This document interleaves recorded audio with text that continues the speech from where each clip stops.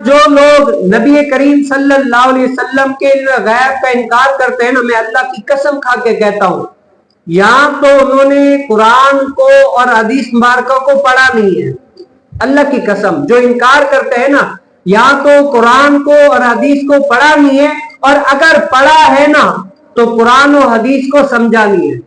اور اگر قرآن و حدیث کو سمجھا بھی ہے نا تو تب وہ کیا کرتے ہیں، قرآن و حدیث کو بیان کرنے میں خیانت کرتے ہیں۔